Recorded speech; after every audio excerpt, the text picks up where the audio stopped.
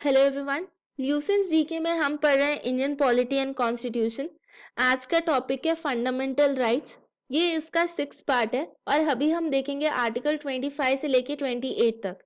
ये बात करते हैं फ्रीडम ऑफ रिलीजन के बारे में।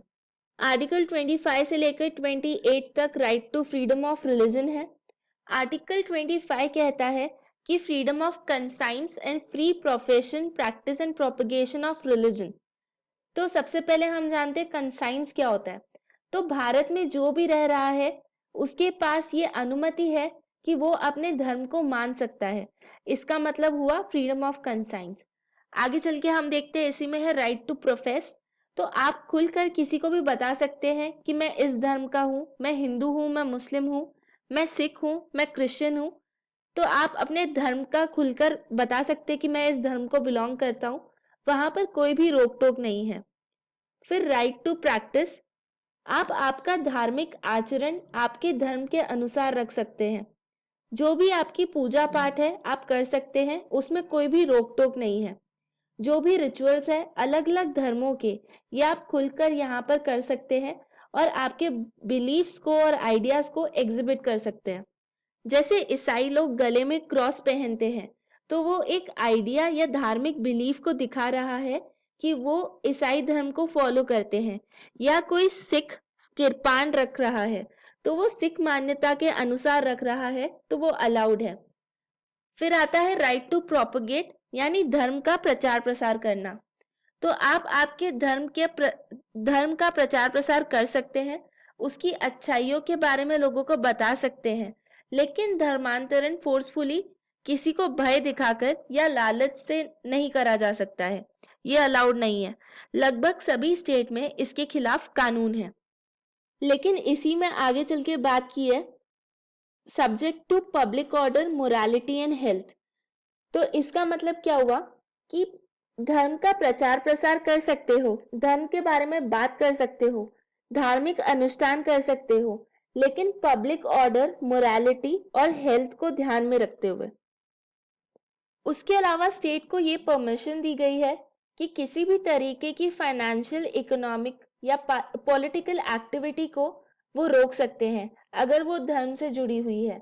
तो अगर सरकार को लगता है कि कोई धर्म के नाम पर चंदा वसूल रहा है और उसका उपयोग सही जगह पर नहीं होगा, तो राज्य उसे रोक सकते हैं। कोई धर्म के नाम पर वोट मांग रहा है तो ये अलाउड नहीं है इंडिया में। आरपीए के तहत, आरपीए मतलब रिप्रेजेंटेशन ऑफ पीपल्स एक्ट, उसके तहत धर्म के नाम पर वोट मांगना इलीगल है। उस पर जो भी इस तरीके से वोट मांगता है तो उसको नोटिस पहुंच जाता है इलेक्शन कमीशन द्वारा। उसके अलावा राज्य को ये भी अधिकार है कि वो धर्म में सोशल रिफॉर्म ला सकता है। ये जो वेलफेयर और रिफॉर्म है, ये हिंदू रिलीजियस इंस्टीट्यूशन के लिए है। जो भी हिंदू धार्मिक बॉडीज हैं, उनमें कोई भी चेंज या रिफॉर्म लाने का पावर राज्य को दिया गया है। फॉर एग्जाम्पल, सुप्रीम कोर्ट ने अपने प्रीवियस जजमेंट्स में सती के खिलाफ कानून बनाया है। बहुत सारे स्टेट्स में एनिमल स्लॉटर जो है वो बैंड है। फिर किरपान को लेकर भी कुछ गाइडलाइंस है कि एक किरपान ही कैरी किया जा सकता है और साइज उसका छोटा होना चाहिए। तो ये सब रिफॉर्म्स जो है वो इसी जो आर्टिकल है उसके तहत किए गए हैं। इसमें एक इम्पॉर्टेंट बात मैं आपको बता दूं कि सुप्रीम कोर्ट के एक जजमेंट के अनुसार जैनिज्म और सिखिज्म भी हिंदुइज्म में आते हैं। नेक्स्ट है article 26, freedom to manage religious affairs. Article 26 guarantees following rights to all religious groups subject to public order, morality and health. ये तीनों तो आप याद करके रख लीजिए। ये हर जगह एक्सेप्शंस होंगे, हर जगह तो नहीं लेकिन ये बहुत जगह एक्सेप्शंस है। Public order, morality and health. तो इसमें काफी सारे धार्मिक इंस्टीट्यूशंस बने हुए हैं, जैसे सुन्नी वक्फ बोर्ड हो गया, शिया वक्फ बोर्ड हो गया, श्री गुरुद्वारा प्रबंधक कमेटी हो गया, एसजीपीसी। इनके पास स्पेशल पावर्स है कि अपने धर्म से रिलेटेड स्पेशल कायदे या कानून ला सकते हैं। प्लेसेस ऑफ वर्शिप को रेगुलेट कर सकते हैं। जैसे गोल्डन टेम्पल है, उसे एसजीपीसी उसको मैनेज करता है। इसी में है own and acquire movable and immovable property, यानी कि ये प्रॉपर्टी को एक्वायर कर सकते हैं और उस प्रॉपर्टी को एडमिनिस्टर भी कर सकते हैं लॉ के अकॉर्डिंग। अब आर्टिकल 25 और 26 में क्या डिफरेंस है?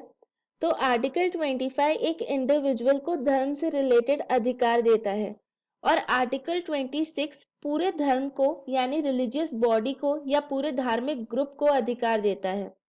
आर्टिकल 26 जो है वो कलेक्टिव फ्रीडम ऑफ रिलीजन की बात करता है। आर्टिकल 25 की तरह आर्टिकल 26 पर भी कुछ रीजनेबल रेस्ट्रिक्शंस है, जो कि है पब्लिक ऑर्डर, मोरालिटी और हेल्थ। वही नैतिकता, आम लोगों की सेहत पर फर्क नहीं पड़ना चाहिए, लेकिन it is not subject to other provisions relating to the fundamental rights. यानी अगर आर्टिकल 25 में फंडामेंटल राइट्स और आर्टिकल 25 में कोई टकराव होता है तो फंडामेंटल राइट्स को माना जाएगा, परंतु यहाँ आर्टिकल 26 और फंडामेंटल राइट में कोई टकराव होता है तो आर्टिकल 26 पर कोई भी फर्क नहीं पड़ेगा। फिर देखते हैं हम आर्टिकल 27 जो कि है freedom from taxation for promotion of a religion. सरकार किसी भी व्यक्ति से ये बोलकर टैक्स नहीं ले सकती है कि हमें इस धर्म को बढ़ावा देना है या इस धर्म का प्रचार प्रसार करना है। सरकार पब्लिक मनी को किसी एक धर्म पर खर्च नहीं कर सकती है। यही आर्टिकल सरकार को किसी एक धर्म को फेवर करने से रोकता है। लेकिन जहां ये आर्टिकल कहता है कि किसी एक धर्म को फेवर नहीं कर सकते हैं, वहीं दूसरी ओर ये आर्टिकल ये भी कहता है कि आप सारे धर्मों को फेवर कर सकते हैं। इस आर्टिकल के तहत टैक्स लेने में मनाही है, लेकिन फी लेने में मनाही नहीं है। फॉर एग्जाम्पल, अगर किसी धर्म के लिए मेले का आयोजन किया गया है सरकार द्वारा, तो वहां पर सरकार एंट्री फीस लगा सकती है। ये जो फीस है ये पिलग्रिम्स पर भी लग सकती है। जैसे अमरनाथ यात्रियों के लिए सरकार बहुत पैसा खर्च करती है, बहुत व्यवस्था करती है वहां पर, तो उस पैसे को थोड़ा सा वसूलने के लिए 5 या 10 रुपए फीस लगा दी जाए वहां पे एंट्री फीस, या फिर दुकान वालों से दुकान लगाने के लिए पैसे ले लिए जाए तो ये अलाउड है। फिर आर्टिकल 28 बोलता है freedom from attending religious instruction. No religious instruction can be provided in educational institution wholly maintained out of state funds। यानी सरकार के खर्चे पर कोई भी स्कूल कॉलेज चल रहा है तो वहां पर धार्मिक पढ़ाई नहीं करवाई जाएगी, वहां पर कुरान या गीता नहीं पढ़ाई जाएगी, वहां पर सेक्युलर किताबें पढ़ाएंगे। लेकिन ये आर्टिकल उस स्कूल या कॉलेज पर लागू नहीं है जो केवल धार्मिक ट्रस्ट या एंडोवमेंट पर चल रहा है या उनके तहत बनाए गए हैं। आर्टिकल 29 बोलता है protection of interest of minorities. यहाँ पे भारत के कोई भी नागरिकों का जो हिस्सा है, सेक्शन ऑफ सिटीजन्स, भारत के किसी भी हिस्से में रह रहा है, अगर उनकी कोई अलग भाषा है, अलग संस्कृति है, अलग लिपि है, अलग बोली है, तो उन्हें बचाने का, कंजर्व करने का उनके पास पूरा अधिकार है। Such communities shall have the right to establish and administer educational institutions of its choice, and the state shall not, in granting aid to educational institution, discriminate against such an educational institution maintained by a minority community on the grounds that it is under the management of a religious community। इसका मतलब क्या हुआ कि हम example से समझते हैं। तो लद्दाखी भाषा की बात करते हैं, तो लद्दाखी भाषा जो है उसके लिए एक ऑर्गेनाइजेशन है लद्दाख में, जो वो स्कूल भी चलाते हैं जम्मू एंड कश्मीर में। अब अगर ये लद्दाखी स्कूल जो है जम्मू एंड कश्मीर की सरकार से कुछ पैसा ले रहे हैं, तो वहां पर अगर उर्दू भाषी बच्चे भी बोलते हैं कि हमें यहाँ पे एडमिशन लेना है, तो उन्हें मना नहीं किया जा सकता है। इन्हें सबको एडमिशन देना होगा बिना किसी भी भेदभाव के। आर्टिकल 29 में सुप्रीम कोर्ट ने एक बार ये कहा था कि भाषा, कल्चर, स्क्रिप्ट को बचाना है, तो वो अधिकार सिर्फ माइनॉरिटीज के लिए नहीं है, वो एनी सेक्शन ऑफ सिटीजन्स के लिए है।